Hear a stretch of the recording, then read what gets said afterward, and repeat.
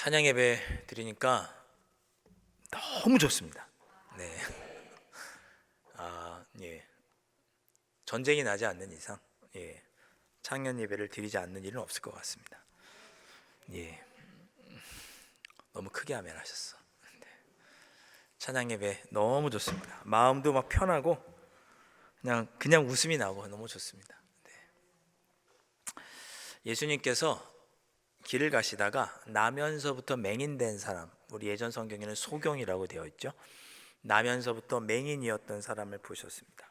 제자들이 그 맹인을 보고 예수님, 왜 저 사람은 태어나면서부터 눈이 맹인인가요? 라고 물었습니다. 오늘 2절 말씀이죠. 예수님, 이 사람이 맹인으로 난 것이 누구의 죄로 인함이니까, 자기이니까 그의 부모이니까, 이렇게 묻습니다. 지금 무슨 이유로 저 사람이 날 때부터 저렇게 눈이 맹인인 것입니까? 그때는 예수님께서 3절에 그렇게 대답하시죠. 누구의 죄도 아니고 다만 하나님이 하시는 일을 나타내고자 하심이니라. 이렇게 예수님께서 말씀하십니다. 참 위로가 되는 말씀이죠. 저는 너무나 이 말씀이 참 좋습니다. 내가 당하고 있는 어려움이 나의 죄 때문도 아니고 내가 잘못해서도 아니구나. 내가 겪는 어려움과 아픔과 고난이 나의 실수 때문도 아니고 나의 죄 때문도 아니고 나의 부모님의 죄 때문도 아니구나.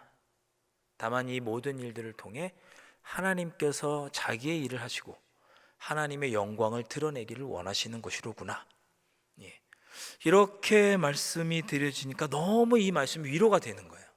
위로가 되시죠? 예수님께서 말씀하십니다. 너로 인하여 하나님이 하시는 일을 나타내고자 하심이라. 그렇게 말씀하신 후에 예수님은 자신이 세상의 빛이라고 말씀하십니다. 나는 세상의 빛이다. 그렇게 말씀하시죠. 5절에. 그리고는 내가 살아있는 동안, 예수님께서 빛이시니까 내가 살아있는 동안에는 하나님의 일을 행해야 할 것이다. 예수님께서 빛이시니까 예수님께서 보여주시는 일들을 하는 것이 하나님의 일을 하는 것이죠.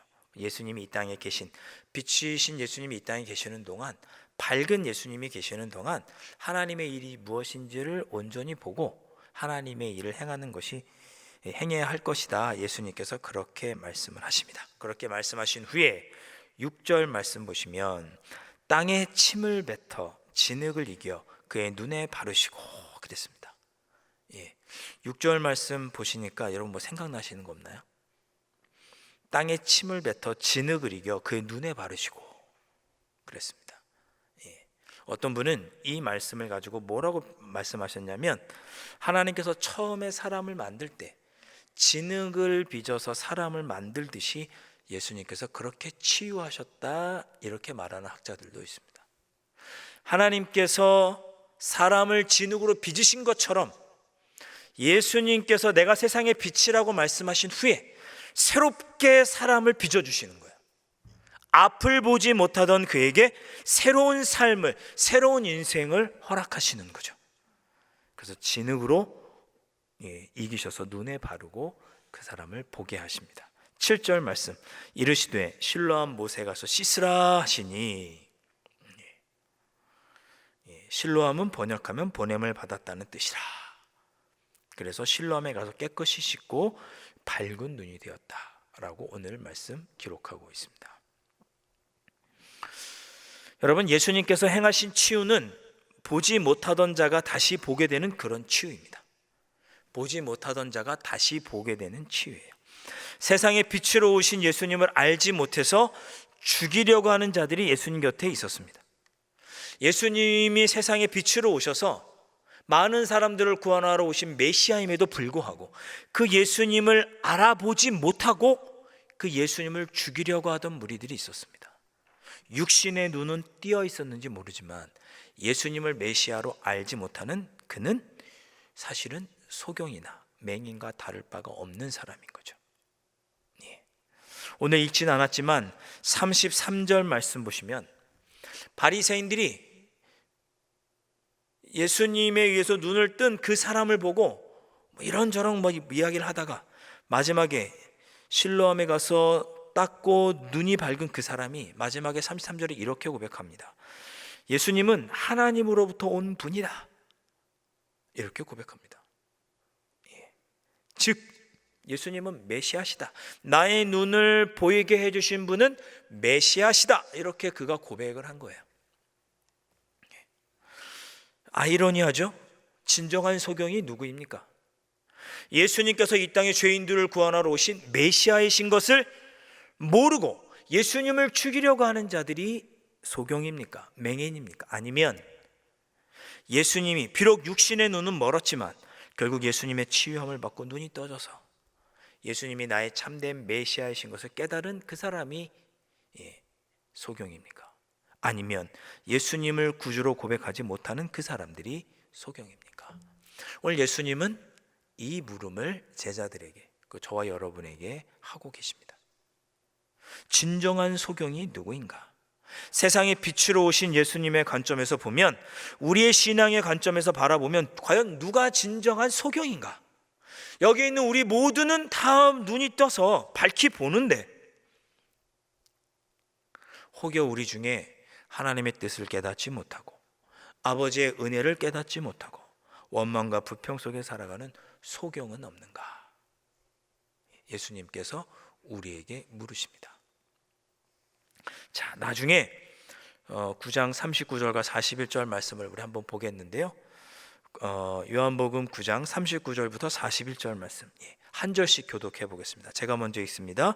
예수께서 이르시되 내가 심판하러 이 세상에 왔으니 보지 못하는 자들은 보게 하고 보는 자들은 맹인이 되게 하려 함이라 하시니,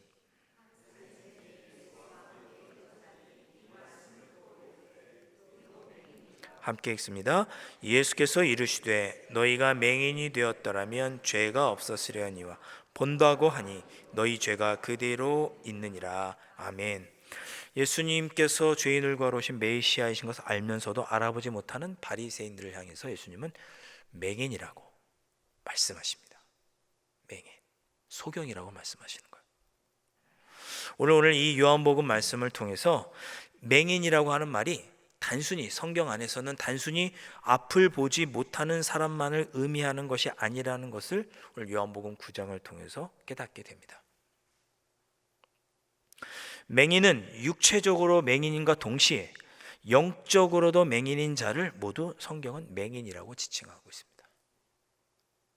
내가 영적으로 맹인이 아닌가, 맹인이 아닌가 한번 생각해 보십시오. 예수님을 메시아로 우리의 구주로 믿고 그 예수님만 바라보며 살아가는 자들, 그 예수님만 바라보며 사는 자들은 맹인이 아닌 거죠. 영적으로 예수님을 바라보고 있으니까요. 그러나 세상 것들의 눈이 가리워져서 예수님을 바라보지 못한다면 그는, 육신의 눈은 띄어 있는지 모르지만 그는 맹인이죠.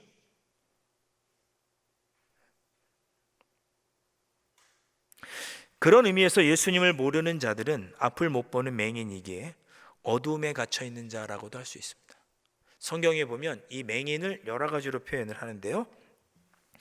예수님은 바리새인들을 향해서 먼저 맹인이라고 꾸짖으셨습니다. 너희들은 맹인이다. 태어날 때부터 육신으로 누구보다도 하나님 말씀과 가까이 있는다고 했던 그 바리새인들이 예수님을 온전히 알지 못하는 맹인입니다. 여러분, 우리는 영적으로 맹인이 아닌가 우리는 늘 돌아보아야 합니다. 성경은 맹인을 여러 가지로 표현하고 있는데 스바냐서에 보면 여호와께 죄를 범한 사람들은 고난을 받을 것인데 그런 고난을 당하는 자들은 맹인이라고 말씀합니다. 하나님 앞에 죄를 지어서 고난받는 자들도 맹인이라고 성경은 지칭합니다. 하나님의 뜻을 알지 못하고 하나님의 뜻대로 살지 못함으로 인해 고난받는 자들, 그들은 다 맹인입니다. 육신의 눈은 떠 있을지 모르지만 그들은 맹인이에요. 또 신명기에 보면 이렇게 말씀합니다. 여호와의 말씀에 순종하지 않고 그의 계명을 따라 행하지 않는 자들, 여호와의 말씀에 순종하지 않고 하나님의 뜻대로 행하지 않는 자들은 화를 당할 것이다. 하나님의 뜻대로 살지 않는 자들, 하나님의 뜻에 순종하지 않는 자들은 화를 당할 것이다.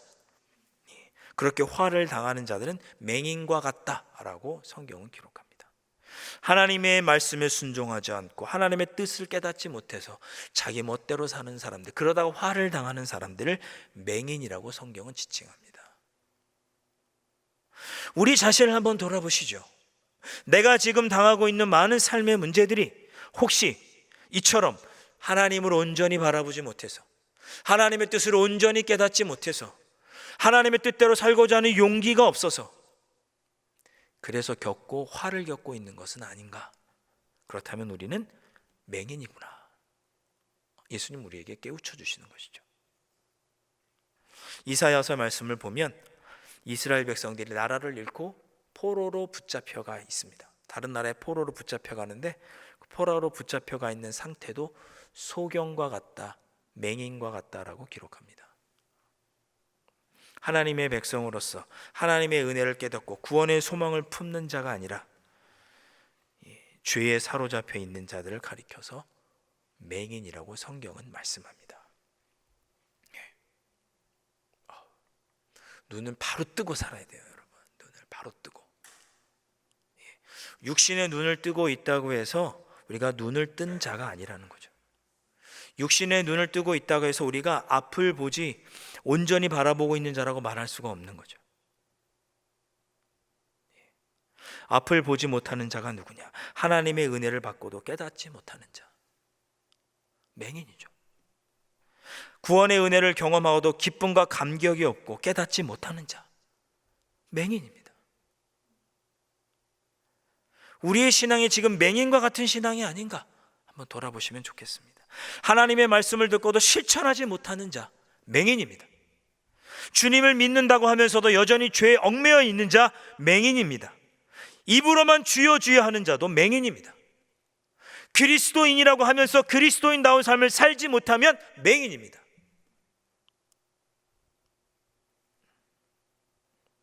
오늘 내가 하나님의 은혜를 잊어버리고 있다면 우리 모두 다 맹인인 거예요. 맹인. 48년 동안 하나님께서 우리 교회에 베풀어 주신 은혜들을 우리가 잊고 원망과 불평 속에 있다면 우리는 맹인입니다. 그렇다면 오늘 이 맹인의 눈을 떠야죠. 주님의 말씀에 의지하여서 진흙으로 우리의 눈을 가리고 실로암 못에 가서 우리의 눈을 띄워야죠. 오늘 그렇게 우리가 다시 한번 우리의 다쳤던 눈을 떼어보는 시간이 되었으면 좋겠습니다. 1700년대 영국의 국가 수익의 대부분이, 많은 부분이 노예 무역 때문에 발생했다고 합니다. 1700년대 18세기에 영국이 상당한 나라의 이익을 노예 무역을 통해서 얻었다고 합니다. 여러분도 잘 아시는 노예 무역. 그 노예 무역에 종사했던 한 젊은 상인이 아프리카에서 노예를 잡아오다가 큰 풍랑을 만나서 죽게 되었습니다. 그때 처음으로 진지하게 하나님께 기도합니다. 하나님 살려주십시오. 하나님 살려주십시오. 기적적으로 난파할 위기에서 그가 살아나게 됩니다. 그리고 그 구조된 후에 그는 성경을 읽기 시작하고 요한복음 8장 34절을 읽습니다.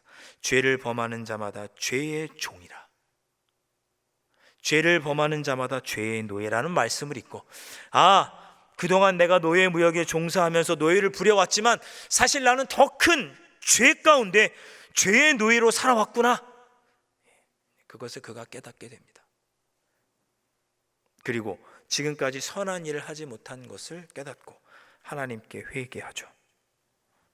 그리고 그가 지은 찬송가가 305장, 나 같은 죄인 살리신 주 은혜 고마워, 잃었던 생명 찾았고 광명을 얻었네. 찬송가 305장입니다. 죄에 무지했던 한 사람이 영적으로 눈을 뜨자 그의 삶에 하나님의 은혜와 구원의 은혜가 임했고 그는 전혀 다른 새로운 삶을 살아갈 수 있게 되었습니다. 우리의 삶의 문제, 어쩌면 이미 하나님께서 많은 은혜와 지금까지도 많은 놀라운 것들을 우리에게 부어주셨음에도 불구하고 그것들을 바라보지 못하고 하나님을 신뢰하지 못해서 영적인 맹인으로 아무런 능력 없이 불평과 원망 가운데 살아가고 있는 우리의 모습은 아닌가. 나 같은 죄인 살리신 그 은혜 놀라워 잃었던 생명 찾았고 광명을 얻었네. 어느 순간 우리 마음속에 깨알같이 하나씩 쌓여져가는 원망과 불평들, 하나님께서 베풀어 주신 은혜를 눈이 가리워져서 보지 못하고 감사하고 기뻐하기보다 원망과 불평 속에 살았던 우리들, 이제는 영적 맹인에서 우리가 눈을 떠서 우리 주님의 은혜를 바라보고 주님만 바라보며 살아야 할 것입니다. 교회는 음부의 권세에 넘어지지 않는 곳이라고 우리가 말합니다. 음부란 어떤 곳입니까? 지옥 같은 곳이죠. 사탄이 머무는 곳, 어두운 곳, 죽음의 장소를 나타내는 단어가 성경의 음부입니다.